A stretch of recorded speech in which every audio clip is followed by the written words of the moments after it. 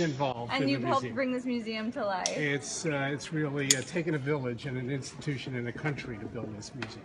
And so you're going to show us some of the exhibits here today. This hall that we're in right now, what is it?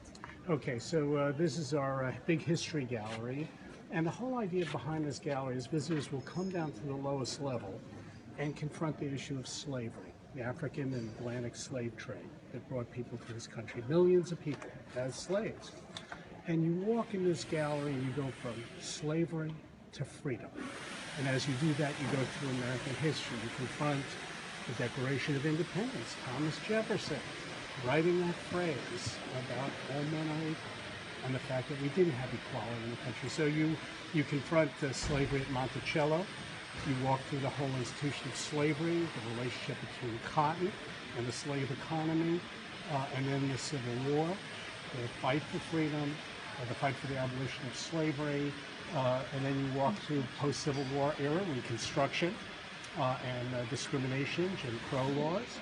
You follow that fight for integration, for civil rights into the 1950s and the 1960s, the need for a lunch counter, and that whole movement, up to the inauguration of President Obama and our life today in terms of contemporary events in America. So it's really a progression, a historical progression from slavery to freedom. And we're going to show you guys just a little bit of this progression. We're going to start, we couldn't go all the way to the bottom due to some signal issues. So if we take a look just down below us, we're one level up. So as you can see right here, explain this for everybody. Okay, well, you have a statue of Thomas Jefferson, you have slave shackles, you have elements of slavery behind President Jefferson, who wrote and was one of the authors of the Declaration of Independence. We have that quote. We have that quote. This right is here. our founding. This is our founding ideology of America, about freedom, about liberty, about equality. And yet at Monticello, we didn't have equality; we had slavery. And Monticello, for everybody, was Jefferson's home in Virginia. So one of the founders of the Declaration of Independence wrote this: all men are created equal, but still had slaves at his own home. Yes, and Jefferson recognized that contradiction. That contradiction has been part of America from its very beginning. So what you have are depicted are various slaves from Monticello and their names here embedded beyond. And you have behind the depiction of slaves at Monticello the copy of the Declaration of Independence, copy of the Constitution, copy of the Bill of Rights. And so it points out this fundamental beginning of our country that we had a great idea and that's fundamental.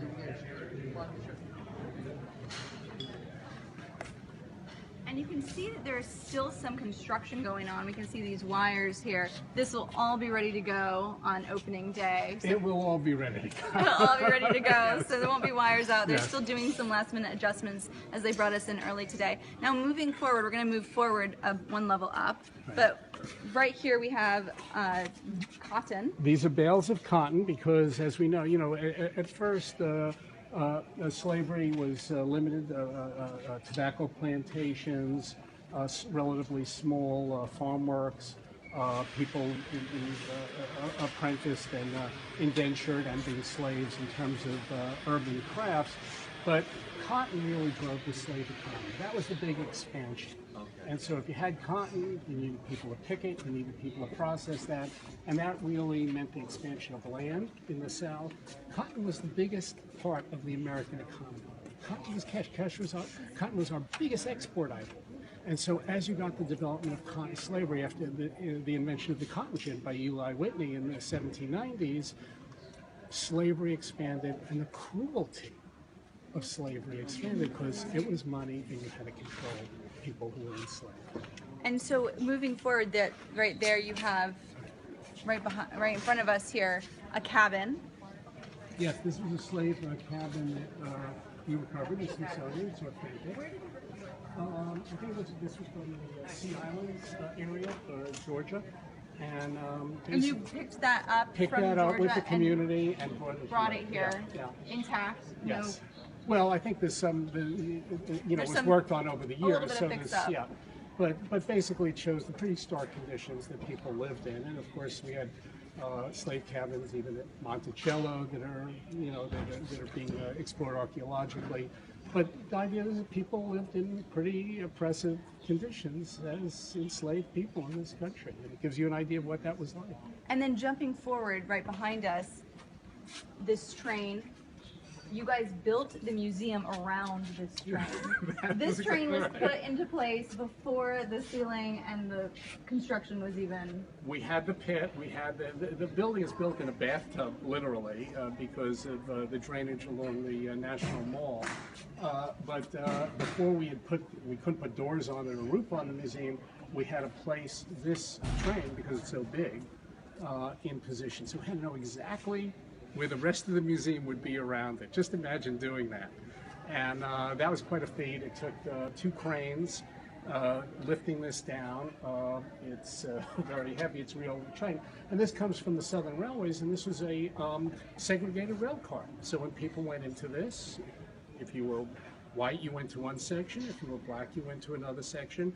And in it, as we'll be installing it in the next few days, is people will be able to see the difference between the conditions. So, you know, people talk about separate but equal. Well, segregation was not equal. It definitely was separate.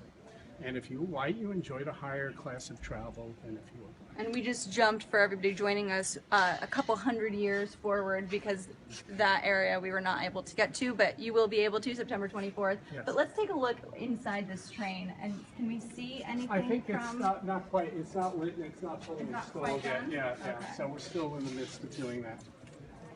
But just to look at how great this is, this car, and building an entire museum around this structure. Yeah. We built the museum around 2 structures. And let's go take a look at Okay. that second one.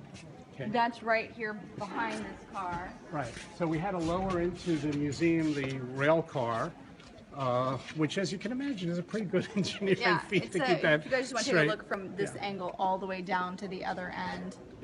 And you have to get a sense of you know, being able to get the concrete supports and the steel support, so you would get the train support as you built the museum around. But the other feature we put in before the museum was built was this guard tower from Angola Prison. And this is from Louisiana.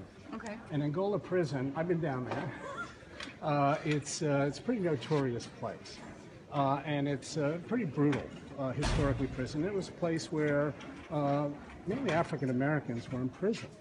And it really developed one of the models of kind of almost the prison as plantation. So with prisoners working on crops, doing work tasks that aided the economy, but were imprisoned. And of course, people were imprisoned for all sorts of things that, you know, we would kind of question. I mean, there were some people that were in there for very severe crimes, but other people that were there that, you know, was basically of taking a former population that had been enslaved and discriminated against, and then using the prison system to continue that kind of form Continue of that discrimination. Yeah. Let's go over and walk over and see this tower here.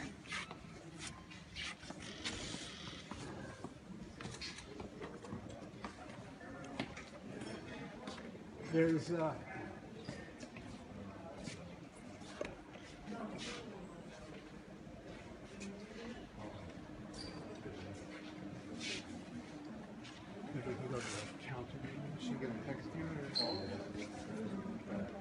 And so these two structures you built this entire museum around.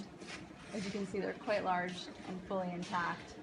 right, and would not fit through the front door. Would not fit through the front door, that is for sure. Now, moving forward along this trajectory, if we continued walking through history, what would we see next? Well, here, this section is an homage to the Greensboro lunch counter, just like lunch counters throughout the South.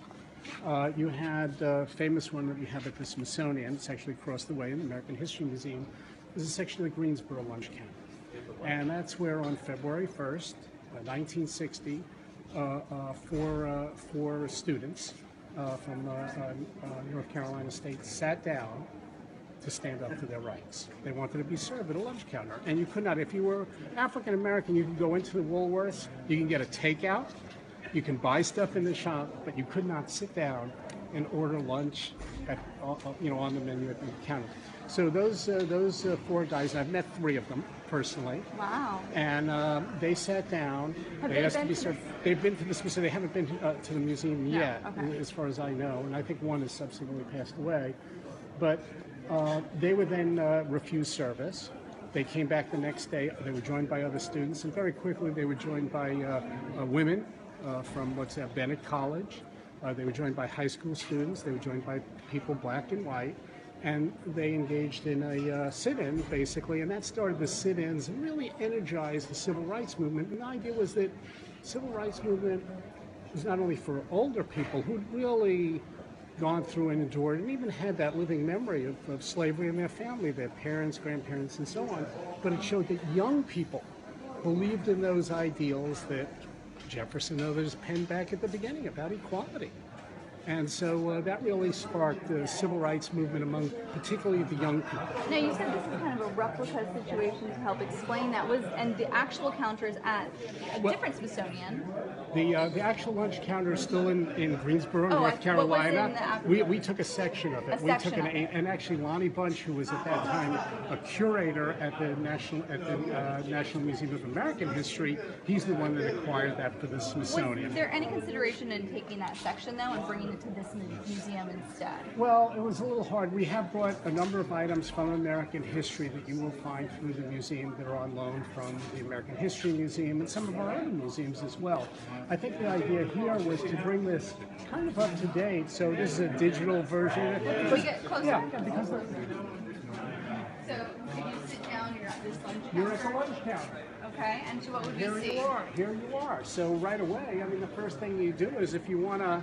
Now this says menu, if you can't see it, menu of movements, select a movement to And explore. it's the Woolworths in Greensboro. So basically, that would be the first thing you would do is what's on the menu, and I want to be served. And we played around with the menu, but basically it gives you an idea of what happened, depictions of the students, and as you can see, what happened Here's as the that got photos. going. You have the photos, and these are women from Bennett College, and you see all Sweet. these guys dumping things on them and throwing things on them. Dumping food on their heads. Yeah, so you can only imagine what it was, what bravery it took, to sit there and protest because you just wanted to be served a Coca-Cola or a sandwich. a meal. Yeah. And so what is it? What's the importance of having this train and the slave tower and this lunch counter as part of this museum and bringing this museum to life? Well, and I think as well as with the audio visuals where you can, basically see, and many of us who are a little older than you, remember what it was like in terms of the freedom marches on Washington. But all of these speak about the idea that we had a divided society, starting with the post-Civil War. Civil War, while it ended slavery formally, it ushered in a period of basically de facto and in some cases legal segregation. And so we had a separate society where people were treated unequally in education and housing and jobs and treatment and transportation, getting on a train, just normal everyday things that we take for granted today. Then were really different. We have on exhibit here an auto guide for African American families who would get in their car and go visit. And in that guide, it says, okay, if you go to, if you're in Atlanta, you can stay at these hotels. You can't stay at those. They will not let you stay And that's overnight. on display for people to That's see. on display to see. We have upstairs Chuck Berry's Cadillac, his red Cadillac. We have on display Chuck Berry's red Cadillac, and that Cadillac is one that he was not allowed to perform on a stage because of And we'll be able to discrimination, go and see segregation. that We'll be able to go and see upstairs. that. We'll be able to go and see that upstairs. He then drove that when he was finally able to perform on that stage. He drove that Cadillac on stage to Right say, up on "I stage. am here." So not only will you see those moments that kind of bring the tears to your eyes, you'll see those empowering moments as well. And I think that's what it's about. This is Lonnie Bunch, the director of the museum. There's things in here that will make you cry. I mean, you see, at the beginning of the civil rights movement, Emmett Till, a young teen who went from Chicago to Mississippi and ended up being lynched and killed. And we have his casket here. And so, for those who remember that suffering, it was terrible. And so you really feel that painful moment. You relive that. You see people being hosed down, or dogs sick on people who are demonstrating for the right. So you feel that. You feel that empathy, and then you feel that pain, and then you feel the uplifting kind of moments in our history where we get beyond that racism, that discrimination, and really as a country embrace our common humanity. And let's move forward in history as we continue on this path that has been created. This is the lunch counter.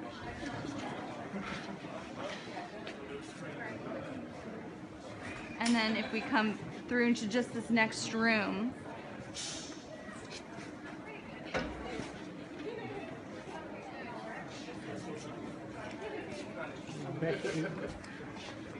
Becky, have any idea which way it is? We can go. How about the Tuskegee Flyer? Yeah. so as we continue through, so much to see. We have Oh yeah, I gotta read on this Jim Crow. Jim Crow laws in this room. Yeah, I mean, we've Have a mask from the KKK. KKK was founded right after the Civil War.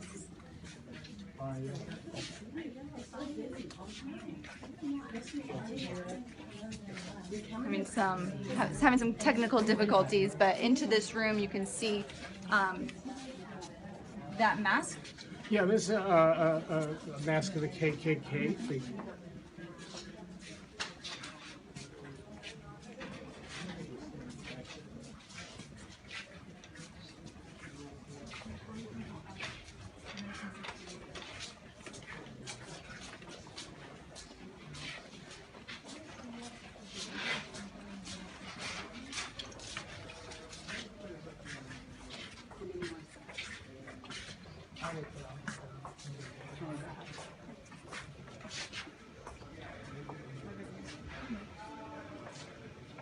And then coming forward in history, World War II, Tuskegee Airmen, you have one of those planes right here.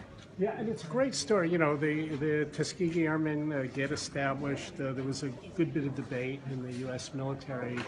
African Americans had served in the Revolutionary Army. They'd served in World War I. There were black troops, obviously, in the Civil Fighting War. side by side. Fighting side by side, winning medals of honor. And we have them on display here at this museum of African American soldiers who fought in the Civil War. But often, and particularly after World War I, that kind of history was submerged in another era of segregation. And it was with the beginnings of World War II where the Army looked at it and said, you know, there are very capable African Americans who could be fighting for this country, who served the country in the past. And so in Alabama, Moulton Field, at Tuskegee, they began this program we now know as the Tuskegee Airmen. Tuskegee Airmen fought very dangerous missions in Europe, were very brave, won all sorts of honors, and were really incredible in the war effort. Now, this is a training plane from Tuskegee, from Moulton Field. And Where was it before this? Well, you know, it's such an interesting story because this plane, after the war, this plane was probably used for crop dusting, and it got really beat up, and eventually it was for sale. Actually, I'm thinking maybe about 10 years ago, and a guy from Minnesota who was in the Air Force, I think he was a captain, him and his wife restored airplanes. And so they were able to get this pretty cheap at an auction. And it was all beat up, and they had no idea what the plane was. And so as they were working on it, they ended up checking its registration number, coming back, you know, checking in Washington, saying, oh, well, we have this plane, just curious. Where did it come from? And then they discovered it was from Tuskegee. Amazing. It was an amazing story, and so what this couple did is then they restored it, so it would be back to its original form as a training flyer for the Tuskegee Airmen, and then he started flying it to shows where the Tuskegee Airmen still gather because Tuskegee Airmen are still around. And so and Tuskegee Airmen started signing their names on the inside of it. Does this have those signatures? Yes, it has the signatures of Tuskegee So we can't Airmen. get up there and see it, but At least we know that little bit of A history. little bit of history, and then he started taking Tuskegee Airmen up in the plane. They got to go back up in this training plane. And he did his last flight was from Tuskegee to Washington D.C. Where now it is. It came here, In this and museum. actually it was further worked on and stored by our colleagues at the Air and Space Museum. So then it's made its way full circle back into this museum. We're going to be bringing you guys different exhibits from this museum all day, giving you an inside look before the doors officially open September 24th. There's so much to see, so keep tuning in. I'm ABC's Serena Marshall.